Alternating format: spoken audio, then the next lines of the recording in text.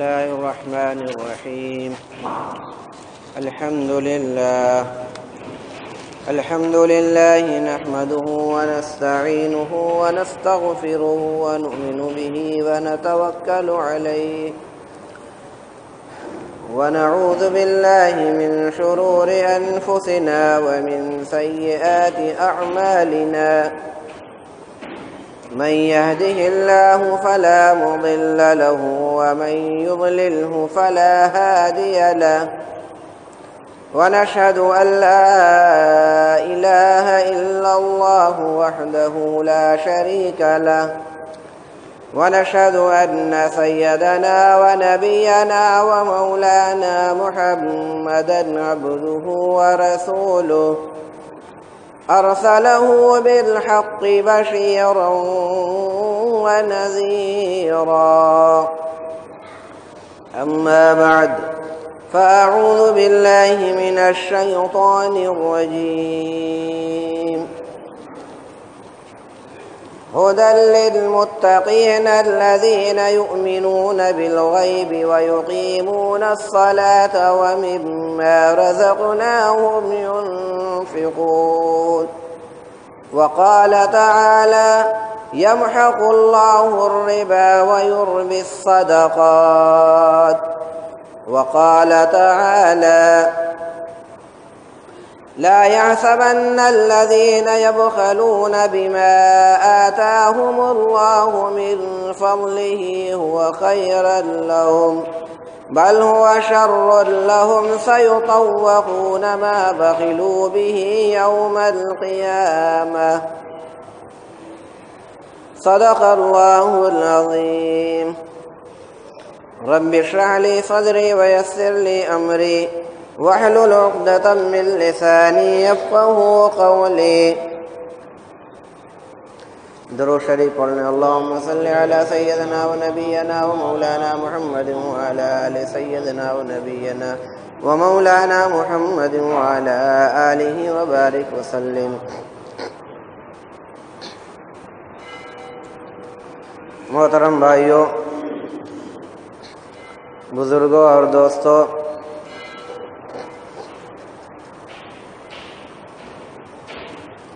رمضان المبارک کی فضیلتوں میں سے ایک فضیلت آپ نے یہ سنا ہوگا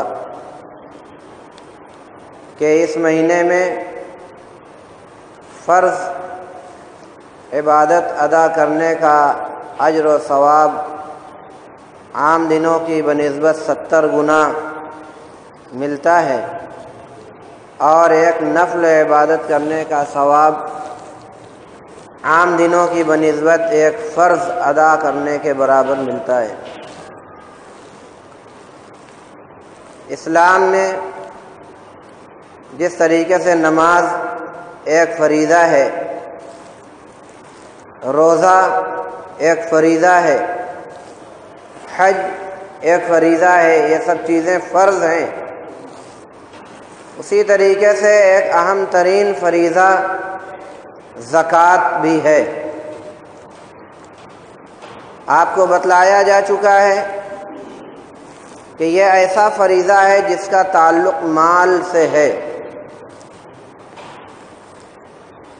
ایک مخصوص مقدار مال کی اگر کسی کے پاس ہے اور اس پہ سال گزر چکا ہے تو وہ آدمی صاحب نصاب کہلاتا ہے، اور اس کے اوپر اس مال کا 40واں حصہ یعنی 2.5% زکوٰۃ کی نیت سے نکالنا اس کے اوپر فرض ہے.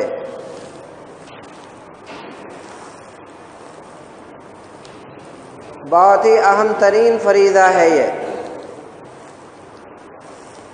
اس کے نکالنے والوں کے تعلق سے بڑے فضائل ہیں، اور جو لوگ زکوٰۃ کی ادائیگی نہ کریں ان کے لیے بڑے سخت اور دردناک عذاب کا اعلان ہے. سب سے پہلے تو یہ سمجھا جائے کہ زکوٰۃ کی جو ادائیگی کا اللہ کی طرف سے حکم ہوا ہے اس کے پیچھے راز کیا ہے. اللہ جل شانہ رزاق ہیں، اللہ نے روزی کا ذمہ اپنے ذمے لیا ہے۔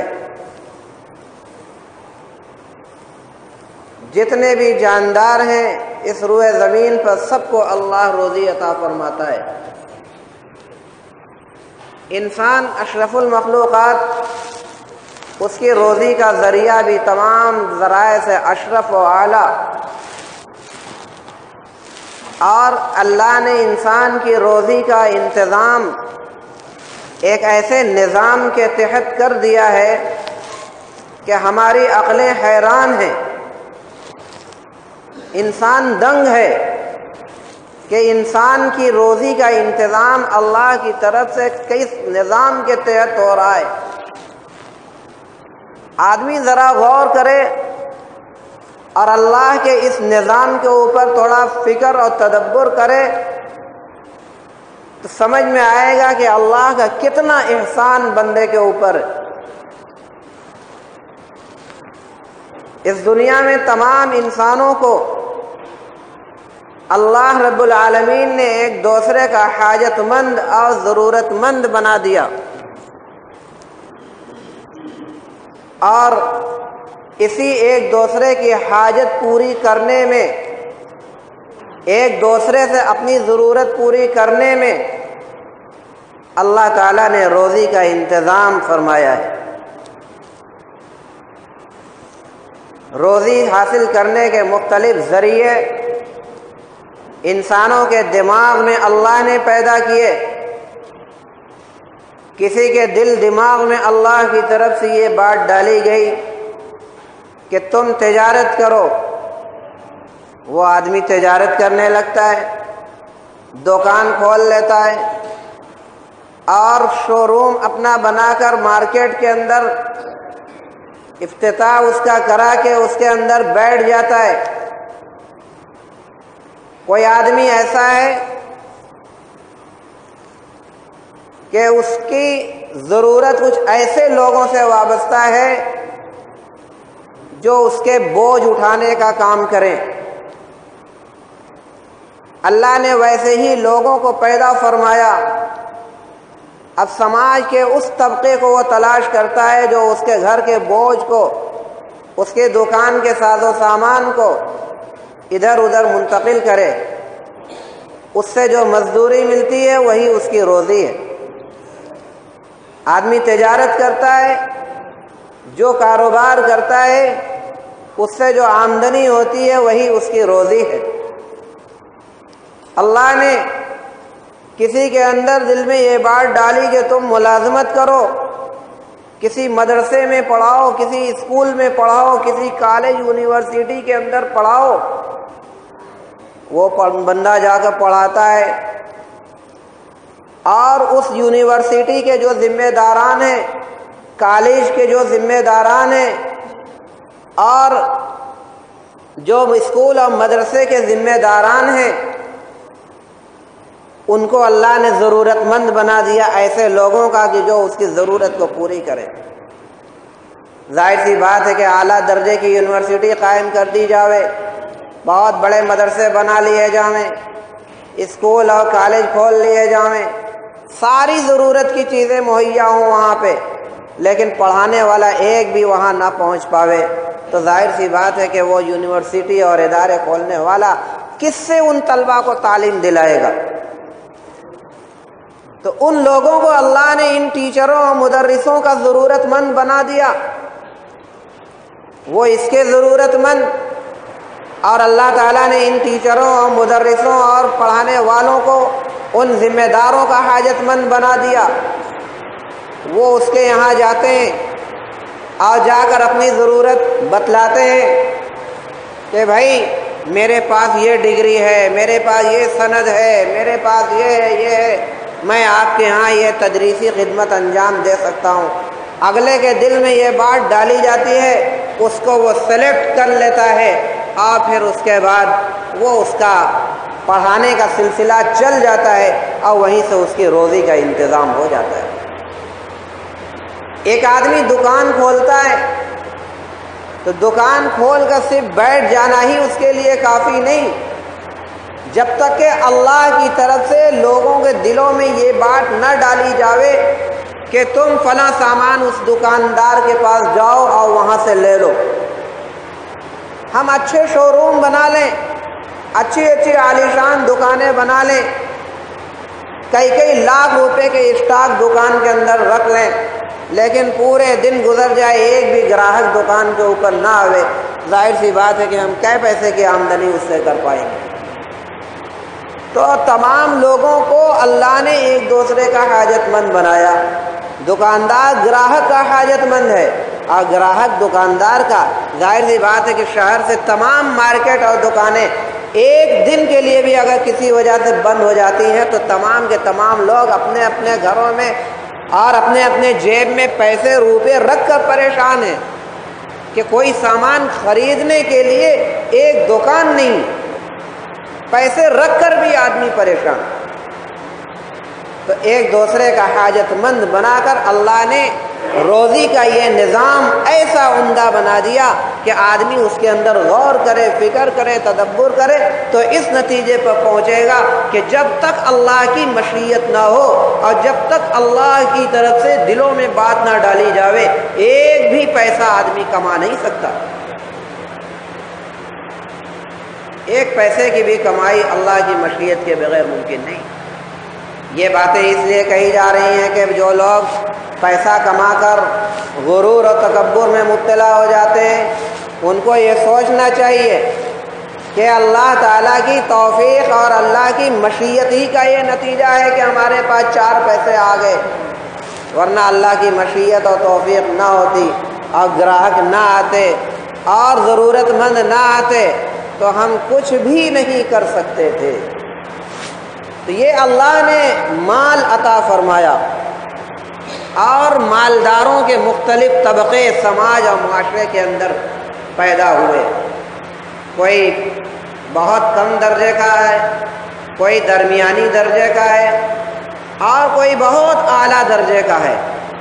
تو جو اعلیٰ درجے کے لوگ ہیں جنہوں اللہ نے مال سے نوازا ہے، جو صاحب نصاب ہیں، جو غنی ہیں، ان کے اوپر ایک ذمہ داری اللہ نے عائد کر دی کہ ہم نے جو مال تمہیں عطا کیا ہے اس مال کا کچھ حق بھی تمہارے اوپر بنتا ہے، اس حق کو تم ادا کرو۔ اسی حق کو زکوٰۃ سے تعبیر کیا جاتا ہے۔ یہ وہی حق ہے جسے ہم اور آپ زکوٰۃ کہتے ہیں کہ اللہ نے یہ مال عطا فرمایا تو ہمارے اوپر اخلاقی طور پر بھی یہ ذمہ داری عائد ہوتی ہے کہ جس خدا نے یہ مال عطا فرمایا اس خدا کی راہ میں کچھ محض پیسے خرچ ہونے چاہیے۔ اللہ نے زکوٰۃ فرض فرمائی اور اتنا بڑا احسان یہ فرمایا کہ یہ مال جتنا بھی بندوں کے پاس ہے سب کے سب باوجود ہے کہ اللہ کے مال ہیں، بندہ کا اس میں کچھ نہیں ہے، سارے مال کا مالک حقیقی اللہ، اس کے باوجود اللہ نے بندے کے اوپر جب زکوٰۃ فرض کیا تو یہ نہیں کہا کہ سارے کے سارے مال زکوٰۃ کے طور پر خرچ کر ڈالو، بلکہ پورے مال کا ایک بہت ہی قلیل حصہ ایک دم برائے نام اس کے بارے میں کہا کہ تم اس کو اللہ کی راہ میں خرچ کرو زکوٰۃ کی نیت سے۔ کتنا کہا؟ 2.5%، یعنی مال کا 40واں حصہ۔ اگر کسی کے پاس 40 روپیہ ہے تو اس کا 40واں حصہ 1 روپیہ ہوا، اگر کسی کے پاس 80 روپیہ ہے تو اس کا 40واں حصہ 2 روپیہ ہوا، اگر کسی کے پاس 100 روپیہ ہے تو اس کا 40واں حصہ 2.5 روپیہ ہوا، اسی کو 2.5% کہتے ہیں۔ ذرا سوچو کہ 100 روپیے میں صرف 2.5 روپیہ اللہ کی راہ میں، باقی 97.5 روپیہ آدمی بند کے پاس رہے وہ اپنی ضرورت پوری کرے۔ ذرا غور کرو اگر اللہ تعالیٰ اس کا الٹا حکم فرما دیتے کہ 2.5% تم اپنے پاس رکھو اور 97.5% تم غربا مساکین میں، تو کتنی پریشانی ہے، کتنی دقت۔ اللہ نے بندوں کے مزاج، اللہ واقف ہے، اللہ جانتا ہے کہ مال سے بندوں کے محبت بھی ہے اور ضرورت بھی ہے، لہذا اللہ نے اس کا خیال کرتے ہوئے بندوں کے اوپر اتنا کرم فرمایا کہ صرف اور صرف 2.5% اللہ کی راہ میں خرچ کرنے کو بتایا۔ لیکن وارے بندہ کہ اتنی کم مقدار ہونے کے باوجود آج انسان زکوٰۃ ادا کرنے میں نہ جانے کتنے راستے ایسے پیدا کرنے کی کوشش کرتا ہے کہ وہ 2.5% بھی ادا نہ کرنا پڑے۔ آدمی ذرا غور کرے کتنی کم مقدار اللہ نے رکھی۔ 1000 روپیہ، اس کے اندر 250 روپیہ، 25 روپیہ۔ 1000 روپے میں 25 روپے کی کیا حیثیت؟ 10,000 روپیہ، اس میں 250 روپیہ، اور کسی کے پاس 1,00,000 روپے تو اس کے اندر 2,500 روپیہ۔ یہ کتنی کم مقدار اللہ نے متعین کی ہے اس کے اندر۔ اللہ کے ان احسانات کا حق یہ تھا، تقاضا یہ تھا کہ ہم ایمانداری کے ساتھ سچے پورے مال کی ہم زکوٰۃ نکالیں، ادا کریں۔ زکوٰۃ کی ادائیگی بہت فضیلت کی چیز ہے۔ اللہ رب العالمین نے زکوٰۃ ادا کرنے والوں کے بارے میں فرمایا یمحق اللہ الربا ویربی الصدقات، اللہ تعالیٰ سود کے اندر کمی کرتا ہے اور صدقات کے اندر اضافہ کرتا ہے۔ یعنی اللہ کی راہ میں زکوٰۃ، صدقہ، خیرات کی نیت سے خرچ کرو گے تو اللہ اس میں اضافہ کرے گا، اور سود بیاج تم حاصل کرو گے تو اللہ اس میں کمی کرے گا۔ اب یہ بات آج کے موجودہ حالات میں تو بڑی تعجب والی نظر آتی ہوگی، سمجھ میں آتی ہوگی کہ سود بیاج میں کمی کیسے؟ ہم نے کسی کو 1,00,000 روپیہ دیا اور ہم نے جب قرض کی ادائیگی واپس لیا تو 1,000 کے بجائے 1,00,000 کے بجائے 1,25,000 روپیہ ہمیں سود بیاج جوڑ کر اگلے نے دیا، تو یہ بڑھوتری ہوئی کہ کمی ہوئی؟ دیا 1,00,000، واپس آ رہا ہے 1,25,000، یہ تو اضافہ ہوا۔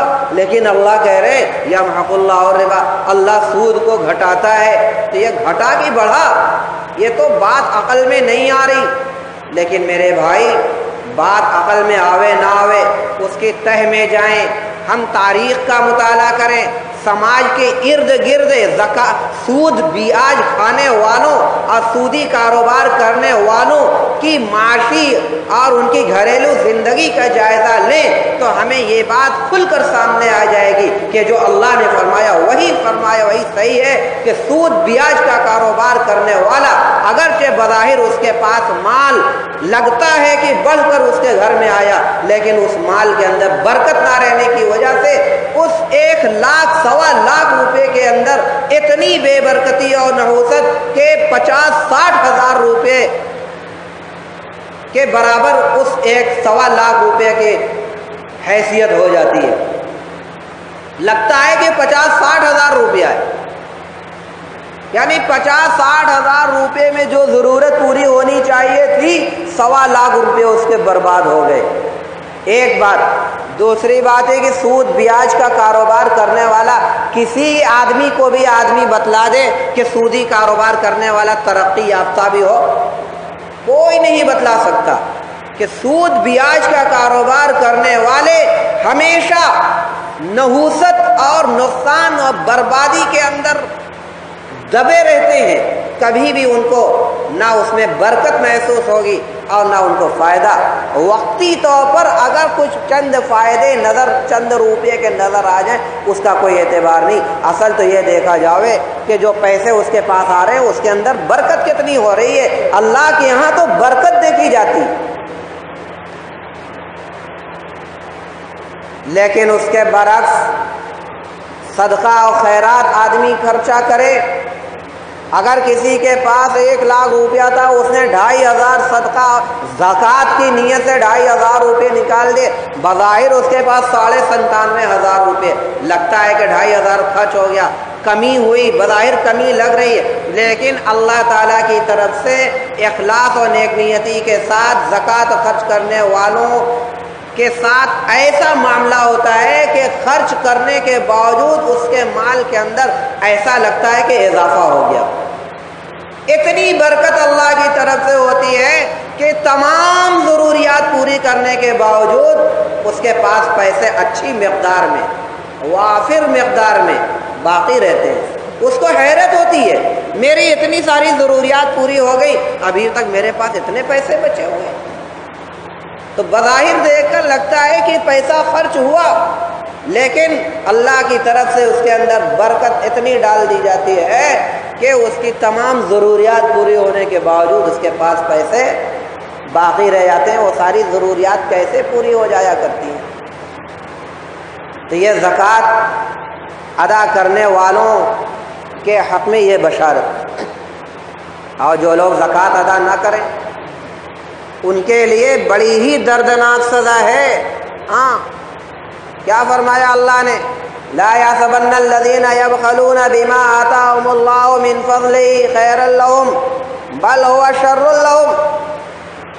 کہ جو لوگ بخل کرتے ہیں، بخیلی کرتے ہیں، کنجوسی کرتے ہیں، زکوٰۃ ادا نہیں کرتے، زکوٰۃ کے مال کو بچا بچا کر رکھتے ہیں، وہ یہ نہ سمجھیں کہ اپنے حق میں بہت اچھا کر رہے ہیں.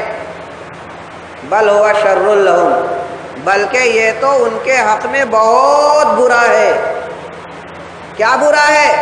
سیطوقون ما بخلوا به یوم القیامہ، کہ کل قیامت کے دن جو کچھ بھی اپنے مال دولت بچا بچا کر رکھے ہوں گے سب کو طوق بنا کر ان کے گلے میں ڈال دیا جائے گا. سب کو طوق بنا کر گلے میں ڈال دیا جائے گا. اور ایک دوسری آیت میں فرمایا کہ یوم تقوی بہا جباہہم وجنوبہم وظہورہم ھذا ما کنزتم لانفسکم فذوقوا ما کنتم تکنزون. کہ یہ سونے، یہ چاندی، یہ روپے پیسے اور یہ دینار و درہم جو خرچ کرنے کے بجائے بچا بچا کر رکھتے تھے، کنجوسی کرتے تھے، بخیلی کرتے تھے، کوئی بھی حاجت مند آتا تھا اس کو نظر انداز کر دیتے تھے اور خرچ نہیں کرتے تھے، ان کے ساتھ کیا ہوگا؟ ان کے پیسوں کو، ان کے سونے کو، چاندی کو، زیورات کو اور ان کے سکوں کو، دینار کو، درہم کو آگ میں تپایا جائے گا. آگ میں تپایا جائے گا. آگ میں تپانے کے بعد نکالا جائے گا اور نکالنے کے بعد داغا جائے گا. کہاں کہاں؟ ان کی پیشانی میں. جباہہم، ان کی پیشانی میں داغا جائے گا. وجنوبہم، اور ان کے پہلو میں تپایا جائے گا. وظہورہم، اور ان کی پیٹھ کے اوپر تپایا جائے گا. آج سب جگہ تپایا جائے گا. دردناک قسم کی اذیت محسوس کرے گا، کراہتا رہے گا، چلاتا رہے گا، لیکن اس وقت کوئی بھی سنوائی نہیں. کیوں؟ اس لیے کہ دنیا کے اندر بخیلی کرتا تھا، کنجوسی کرتا تھا، اپنے مال کو بچا بچا کر رکھتا تھا، زکوٰۃ کی ادائیگی نہیں کرتا تھا. پھر اس سے یہ کہا جائے گا ھذا ما کنزتم لانفسکم، یہ وہی مال دولت، سونے چاندی، دینار و درہم ہے جنہیں تم بچا بچا کر، خزانہ بنا بنا کر تم رکھتے تھے تجوری میں، بڑی حفاظت سے رکھتے تھے، خرچ نہیں کرتے تھے. ھذا ما کنزتم لانفسکم فذوقوا ما کنتم تکنزون، لہذا تم جو جمع کر کر کے رکھتے تھے آج اس کی کل کی لذت چکھو، آج اس کا مزہ چکھو. دنیا میں کہا جاتا تھا کہ تم مال اللہ کی راہ میں خرچ کرو، تمہیں سمجھ میں نہیں آتا تھا نا، آج اس کی لذت چکھو، مزہ چکھو. یہ تو قرآن کریم کی آیات. حدیث شریف کے اندر آیا کہ ایسا جو لوگ کریں گے، یعنی بخیلی کریں گے، کنجوسی جو لوگ کرتے ہیں، زکوٰۃ ادا نہیں کرتے یا ادا کرتے بھی ہیں تو تھوڑی موڑی کر دیا اور سمجھا کہ ہم نے ادا کر دیا. ادائیگی زکوٰۃ کا تقاضا یہ ہے کہ ایمانداری کے ساتھ ایک ایک پیسے کی زکوٰۃ ادا کی جاوے.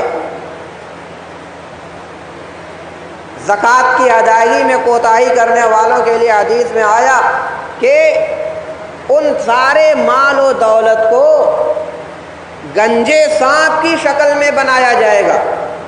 سانپ ایک تو ویسے ہی خطرناک ہے، لیکن گنجا سانپ جو ہوتا ہے اتنا زہریلا ہوتا ہے، اتنا زہریلا ہوتا ہے کہ اس کے زہر کی وجہ سے وہ گنجا ہو جاتا ہے، اتنا زہریلا ہوتا ہے۔ تو زہریلے سانپ، گنجے سانپ کی شکل میں اس کے مال دولت کو بنایا جائے گا، اور وہی اس کو ڈسیں گے، کاٹیں گے اور کہیں گے کہ میں ہی تیرا مال ہوں، میں ہی تیری دولت ہوں، میں ہی تیرا سونا چاندی ہوں، میں ہی تیرا روپیہ پیسہ ہوں، جو بینک میں بہت ہی حفاظت سے تو رکھا کرتا تھا اور خرچ نہیں کرتا تھا، بخیلی کرتا تھا، زکوٰۃ کے بارے میں تیرے سامنے باتیں آتی تھی تو نظر انداز کر دیا کرتا تھا اور سوچتا تھا کہ بھئی یہ کون سی بڑی بات ہے، خرچ کریں نہ کریں کوئی حرج نہیں، اور یہ ہم نے اتنی محنت سے خرچ کیا ہے تو کمایا ہے تو ہم کیسے اس کو خرچ کر ڈالیں۔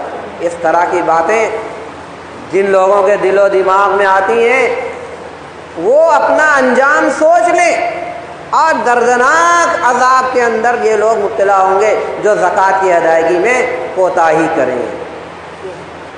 لہذا میرے بھائیوں، بزرگوں، دوستوں، ہم تمام مردوں کے اوپر بھی اگر صاحب نصاب اللہ نے بنایا تو اس ذمہ داری کو ایمانداری کے ساتھ ادا کی جاوے، اور عورتوں کے اوپر بھی ذمہ داری ہے، صاحب نصاب مرد عورت ہر ایک کے اوپر 40واں حصہ 2.5% اس کا خرچ کرنا یہ فرض قرار دیا گیا۔ اور زکوٰۃ کی ادائیگی کے تعلق سے دیکھا جائے تو سماج میں 2-3 طرح کے لوگ ہیں۔ ایک طبقہ تو وہ ہے کہ زکوٰۃ کو کچھ سمجھتے ہی نہیں، زکوٰۃ کیا ہے انہیں اس سے کوئی لینا دینا نہیں، بس پیسہ آ رہا ہے آنے دو آنے دو آنے دو۔ زکوٰۃ کا نام سنتے ہی ان کا دماغ خراب ہو جاتا ہے، اگر بہت کہنے سننے پر اگر کچھ کیا بھی تو کچھ پیسے خرچ کر دیے اور سوچا کہ ہم نے زکوٰۃ ادا کر دیا۔ دوسرا طبقہ وہ ہے جو زکوٰۃ کی ادائیگی تو کرتا ہے لیکن پوری نہیں کرتا۔ اللہ نے 1 کروڑ کا مالک بنایا ہے تو دیانتداری کا تقاضا یہ ہے کہ 2.5 لاکھ روپے کی زکوٰۃ فراخ دلی کے ساتھ نکالے۔ 1 کروڑ میں 2.5 لاکھ کی زکوٰۃ نکلتی ہے، اور اگر نہیں ادا کیا بس چند ہزار روپے خرچ کر لیا یا 40-50 ہزار روپے زکوٰۃ کے نام پر دے دیا، باقی پیسے کی زکوٰۃ روک لیا تو یہ اس کے لیے دنیا میں بھی وبال ہوگا اور آخرت میں جو دردناک عذاب میں مبتلا ہوگا وہ اپنی جگہ۔ حدیث کی روح سے ایسا کرنے والا شخص جو 100% زکوٰۃ نہ نکالے، تھوڑے پیسے کی نکال لے باقی کی روک لے، تو جن پیسے کی زکوٰۃ روکا وہ اپنے اوپر ہی تو خرچ کیا۔ اللہ نے مالک بنایا 10 لاکھ روپے کا اور زکوٰۃ ادا کی صرف 5 لاکھ روپے کی، 5 لاکھ روپے کی زکوٰۃ نکال دیا اور باقی 5 لاکھ روپے کی زکوٰۃ ہی نہیں نکالا، تو جو 5 لاکھ کی زکوٰۃ نہیں نکالا اس میں سے جو 40واں حصہ جو بنتا ہے وہ اپنی ذات کے اوپر خرچ کیا، تو یہ دنیا میں وہ پیسہ ہضم نہیں ہو پائے گا، کسی نہ کسی طریقے سے آفت میں، مصیبت میں، پریشانی میں ایسا وہ غیبی طور پر مبتلا کیا جائے گا کہ اس کا کئی گنا وہ خرچ کرنے پر مجبور ہو جائے گا۔ کیوں؟ اس لیے کہ اللہ کے حکم کی نافرمانی ہے، اور اللہ کے حکم کی علی الاعلان نافرمانی جو آدمی کرے، چاہے خفیہ طور پر کرے چاہے کوئی جانے نہ جانے، اللہ تو جانتا ہے، اس لیے اللہ کی عذاب اس کے پکڑ سے وہ بچ نہیں پائے گا۔ لہذا میرے بھائیوں، دیانتداری کے ساتھ 100% اپنے مال کی زکوٰۃ نکالنے کی عادت ڈالی جائے۔ یہ تو رہی زکوٰۃ کے تعلق سے قرآن و حدیث کی روشنی میں جو باتیں آئی ہیں۔ زکوٰۃ کا کچھ دنیاوی فائدہ بھی ہے۔ اللہ رب العالمین نے اس پوری دنیا کے اندر جتنے انسانوں کو پیدا فرمایا، میں نے ابھی بتلایا کہ مختلف طبقے کے لوگ ہیں، کوئی بہت غریب ہے، کوئی درمیانی ہے، کوئی بہت مالدار ہے۔ تو جو مالدار ہے اس کے اوپر یہ ذمہ داری عائد کی گئی کہ اپنے غریب بھائیوں کا خیال کرو۔ اور اب ہم تاریخ کا مطالعہ کرتے ہیں، دیکھتے ہیں تو ہمیں یہ بات کھل کر سامنے آتی ہے کہ جس زمانے میں بھی زکوٰۃ کی ادائیگی کا دیانتداری کے ساتھ اہتمام کیا گیا، وہاں اس علاقے اور اس ملک کے اندر سے پورے طور پر غربت کا خاتمہ ہو گیا، پورے طور پر غربت کا خاتمہ ہو گیا، کیونکہ ان غریبوں مسکینوں کو ان مالداروں نے پیسے خرچ کیے اور یہ پیسے لیتے رہے۔ ہر سال جب آدمی زکوٰۃ ادا کرے گا اور ہر سال آدمی کو جب اس طریقے سے پیسے ملتے رہیں گے، ظاہر سی بات ہے کہ اس کی مالی پوزیشن اچھی ہو جائے گی، بھلے وہ بھی صاحب نصاب نہ ہو جائے لیکن پہلے سے اچھا ضرور ہو جائے گا، متوسط درجے میں تو ضرور آئے گا۔ آج تو جو کئی سال سے ہاتھ ایک دوسرے کے پھیلا رہا تھا، اب ہاتھ پھیلانا بند ہو جائے گا۔ لیکن ہمارے اس ملک کے اندر نہ جانے کتنی صدیاں گزر گئیں، زکوٰۃ ادائیگی ہو رہی ہے، اس کے باوجود ہمارے اس ملک سے غربت کا خاتمہ نہیں ہو رہا ہے، نہ ہمارے ضلع سے ہو رہا ہے، نہ ہمارے شہر سے ہو رہا ہے، نہ ہمارے قصبے سے ہو رہا ہے۔ جتنے غریب 10 سال پہلے تھے اس سے زیادہ ہی آج غریب کی تعداد ملے گی، جبکہ مالداروں کی تعداد میں زبردست اضافہ ہو رہا ہے۔ آج اللہ کا بہت بڑا شکر اور احسان ہے کہ غربت کے مقابلے میں مالداری اور خوشحالی کا اضافہ ہوا ہے۔ جتنی خوشحالی آج ہے پہلے کے مقابلے میں اتنی خوشحالی نہیں تھی۔ غربت ضرور ہے آج، لیکن خوشحالی بھی بہت زیادہ غربت کے مقابلے میں ہوئی ہے۔ لیکن کیا وجہ ہے کہ غربت برابر بڑھ رہی ہے اور خوشحالی اور غربت میں اضافہ ہو رہا ہے اور غربت ختم نہیں ہو رہی ہے، حالانکہ اتنے سارے خوشحال لوگ موجود ہیں۔ آپ ذرا اپنے شہر کے اندر دیکھیے، اپنے علاقے کے اندر دیکھیے، اپنے محلے کے اندر دیکھیے کہ جو لوگ کسی زمانے میں کسی کے ماتحت رہ کر کام کرتے تھے، آج وہ اپنے آپ کے خود مختار بنے ہوئے ہیں۔ اور غریبوں کی تعداد کے اضافے سے دیکھیے تو وہ جس کی تس ہے، بلکہ اس کے اندر اور زیادہ کمی محسوس کریں گے۔ آخر ایسا کیوں؟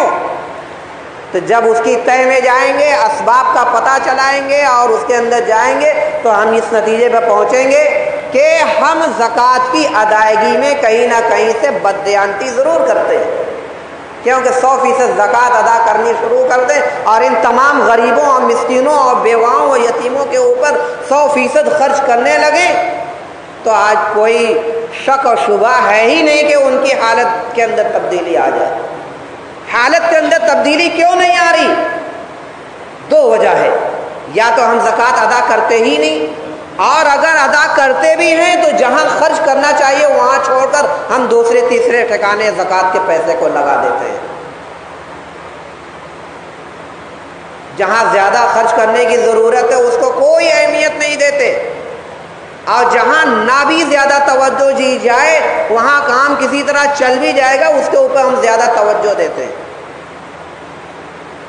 زکوٰۃ کی ادائیگی کے لیے یہ کہا گیا کہ جو اصل حاجت مند اور ضرورت مند ہے سماج اور معاشرے کا، جو غریب فقیر طبقہ ہے مسکین، ان کے اوپر ادائیگی کرو اور ان سارے لوگوں کے اوپر ادائیگی کر لو، اور جب پیسہ بچ رہے تب دوسری جگہ دیکھو، لیکن پہلے انہیں ترجیح دو۔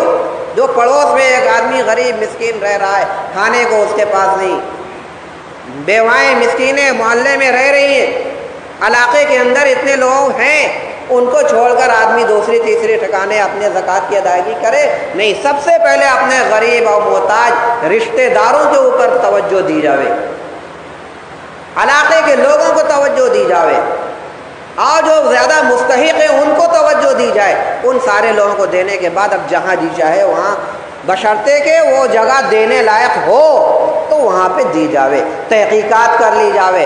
ایسے بہت سارے لوگ رمضان میں آتے ہیں زکوٰۃ کا پیسہ لینے کے لیے کہ اطمینان نہیں ہوتا، پتہ ہی نہیں چلتا کہ پتہ نہیں کس مصرف میں، حالانکہ زکوٰۃ کی ادائیگی کے معاملے میں بڑے احتیاط کی ضرورت ہے۔ پوچھنا چاہیے کہ تم زکوٰۃ کا پیسہ کہاں لگاؤ گے۔ زکوٰۃ کا پیسہ ایسا نہیں کہ جہاں چاہے وہاں لگا دو۔ اب جھولا لے کر رسید لے کر چلے آئے، بھئی کیا ہے زکوٰۃ کا پیسہ، کیا کریں گے؟ ہمارے یہاں اتنے طلبہ ہیں، اتنے مدرسین ہیں، کہ مدرسین کی تنخواہیں دینی ہے اور بچے ٹین کے نیچے بیٹھ کے پڑھ رہے ہیں، وہاں پکی چھت بنانے کی ضرورت ہے، پکی عمارت بنانے کی۔ اللہ کے بندے، کس نے تم سے یہ کہہ دیا کہ زکوٰۃ کے پیسے سے تم تنخواہ دو اور زکوٰۃ کے پیسے سے تم مدرسہ کی عمارت بنواؤ؟ کون بتلایا؟ کس نے تمہیں یہ مسئلہ بتلایا؟ لیکن عام طور سے وہ کام ہو رہا ہے اور دینے والے دے رہے ہیں، لینے والے لے رہے ہیں، زکوٰۃ کے پیسے سے تنخواہیں بھی دی جا رہی ہیں، عمارتیں بھی انہیں عالی شان عمارتیں مدرسہ، کس پیسے سے؟ بھائی زکوٰۃ کے پیسے سے نہیں۔ جانچ پڑتال کر لو، دینے سے پہلے سمجھ لو کہ اس زکوٰۃ کے پیسے کو کہاں لگاؤ گے۔ زکوٰۃ کے پیسے کو صرف فقراء و مساکین کے اوپر خرچ کرنا ہے۔ زکوٰۃ کے پیسے سے مدرس کی تنخواہ دینا غلط، زکوٰۃ ادا نہیں ہوگی۔ زکوٰۃ کے پیسے سے مسجد کے امام کی تنخواہ دینا غلط، زکوٰۃ ادا نہیں ہوگی۔ مسجد بنوانا غلط، زکوٰۃ ادا نہیں ہوگی۔ مدرسہ بنوانا غلط ہے، زکوٰۃ ادا نہیں ہوگی۔ ڈائریکٹ زکوٰۃ کے پیسے سے ان سب چیزوں کو نہیں، صرف فقراء و مساکین، یتیم، مسکین، بیوائیں، جو حاجت مند غریب، یہ ان لوگوں کا یہ حق ہے، ان لوگوں کے اوپر خرچ کرو۔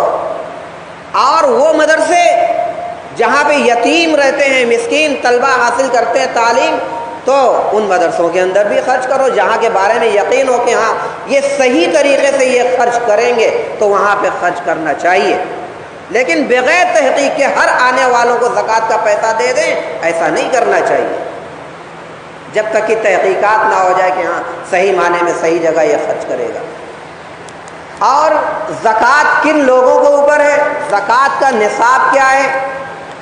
آپ تو ہر سال سنتے ہوں گے کہ بھائی 7.5 تولہ سونا، 52.5 تولہ چاندی، یا ان دونوں میں سے کسی ایک کی قیمت اگر انسان کے پاس ہے اور تمام ضروریات پوری کرنے کے بعد بھی وہ پیسہ رہ گیا تو اسی پیسے کا 40واں حصہ یعنی 2.5% نکالنا ہے۔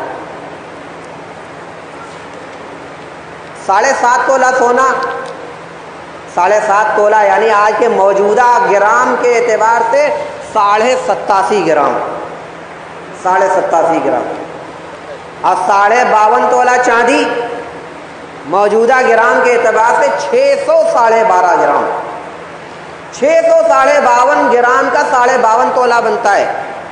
اور مارکیٹ میں ریٹ چاندی سونے کا معلوم کر لو اور دیکھ لو کہ 52.5 تولہ یعنی 612 گرام چاندی کی قیمت کتنی بنتی ہے۔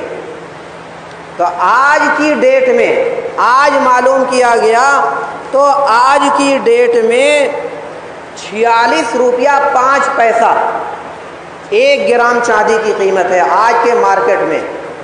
ابھی چند 2-3 گھنٹہ پہلے معلوم کیا گیا 46 روپیہ 5 پیسہ یہ 1 گرام۔ اس طریقے سے 612.5 گرام یعنی 52.5 تولہ چاندی کی قیمت آج کی ریٹ میں یعنی آج کی تاریخ میں 28,175 روپے بنتی ہے۔ 28,175۔ ذرا سوچو کہ آج کے زمانے میں 28,000 روپیہ کیا معنی رکھتا ہے۔ اس طریقے سے دیکھا جائے تو بہت سارے لوگوں کو اوپر زکوٰۃ فرض ہے۔ عام طور سے آدمی 60-70 ہزار روپیہ آرام سے سالوں سال تک پڑے رہتے ہیں، لیکن اس 28,175 روپیہ 28-29 ہزار روپیہ اگر آپ کے پاس ہے تو ابھی زکوٰۃ فرض نہیں ہے۔ یہ 28-29 ہزار روپیہ کہ آج آپ مالک ہوئے تو آج صاحب نصاب ہوئے، لیکن آج ہی زکوٰۃ فرض نہیں ہے۔ آپ کی تمام ضروریات پوری ہونے کے بعد، جیسے کسی کا قرضہ ہے اس قرضہ کو ادا کر دیا، کھانے پینے کے اوپر اخراجات ہیں، وہ سارے خرچے کرنے کے بعد بھی یہ پیسہ اپنی جگہ باقی رہ جائے، سال بھر تک یہ پیسہ اپنی جگہ باقی رہ جائے تو اس پر زکوٰۃ ہے، فوراً نہیں ہے۔ کتنا اللہ کا کرم ہے، کیونکہ ہو سکتا ہو کہ 2-3 مہینے کے بعد یہ بھی ختم ہو جائے، تو جو ختم ہو جائے تو ختم ہو، کوئی بات نہیں بھائی، ہے ہی نہیں تو کہاں سے زکوٰۃ ادا کریں۔ لیکن 1 سال تک پڑا رہ گیا اور تمام ضروریات ادا کرنے کے باوجود وہ 27-28 ہزار روپیہ بچا رہ گیا، خرچ نہیں ہوا، تو 1 سال گزرنے کے بعد تب جا کر اس کی زکوٰۃ آپ کو ادا کرنا ہے۔ یہ تو کم سے کم رہا۔ اب اگر کسی کے پاس تھوڑا سا سونا ہے، مان لو 5 تولہ سونا ہے اور 10-20 تولہ چاندی ہے اور نقد کچھ نہیں ہے، 1 پیسہ بھی نقد نہیں ہے، تو وہ آدمی صاحب نصاب نہیں۔ لیکن اگر 1000-2000 یا 200-400-500 روپیہ نقد اگر ہے تو اب تینوں کی قیمت ملائی جائے گی۔ 5 تولہ جو سونا ہے اس کی بھی قیمت معلوم کی جائے مارکیٹ میں، اور جو 10 تولہ چاندی ہے اس کی بھی قیمت معلوم کی جائے، اور جو نقد روپیہ ہے اس کو بھی، تینوں کو ملا کر دیکھا جائے تو اندازہ لگایا جاوے، یہ دیکھا جائے کہ یہ 52.5 تولہ چاندی کے برابر اتنا پیسہ ہوا کہ نہیں۔ اگر 28,000 روپیہ یا اس سے زیادہ کی یہ قیمت تینوں کی ملا کر بنتی ہے اور وہ پیسہ سال بھر تک پڑا رہ گیا تمام ضروریات پوری کرنے کے باوجود، تو وہ آدمی بھی صاحب نصاب ہے۔ یعنی یہ ضروری نہیں کہ 7.5 تولہ سونا تبھی 52.5 کی مقدار میں چاندی پہنچے تبھی نہیں، تھوڑا تھوڑا اگر تینوں چیز ہے تو تینوں کی قیمت ملائی جائے گی، اور ملانے کے بعد دیکھا جائے گا کہ اتنے میں 52.5 تولہ چاندی یعنی 612 گرام چاندی اتنے میں لی جا سکتی ہے یا نہیں۔ اگر وہ اپنی قیمت بن رہی ہے، سال بھر تک یہ پیسہ رکھا رہ گیا تمام ضروریات ادا کرنے کے بعد، تو صاحب نصاب ہے، اس کا 40واں حصہ ایمانداری کے ساتھ جوڑ کر نکالا جائے۔ یہ تو نقد اور سونے چاندی کی بات ہوئی۔ اب سامان تجارت کے اوپر بھی زکوٰۃ ہے۔ کوئی آدمی ساڑی کا کاروبار کر رہا ہے، کوئی کتاب کی کاروبار کر رہا ہے، کوئی لکڑی کا کاروبار کر رہا ہے، کوئی لوہے کا کاروبار، یعنی مختلف قسم کے کاروبار، تو یہ کاروباری سامان اس 52.5 تولہ چاندی یعنی 28,000 روپے یا اس سے زیادہ مالیت کے کاروبار، مالیت کے سامان تجارت ہیں اور سال بھر تک ہیں، تو اس مال کے اوپر بھی، اس سامان تجارت کے اوپر بھی جتنا مال اسٹاک دکان کے اندر رکھا ہوا ہے ان تمام کی قیمت جوڑ کر اس کا 40واں حصہ نکالنا یہ فرض ہے۔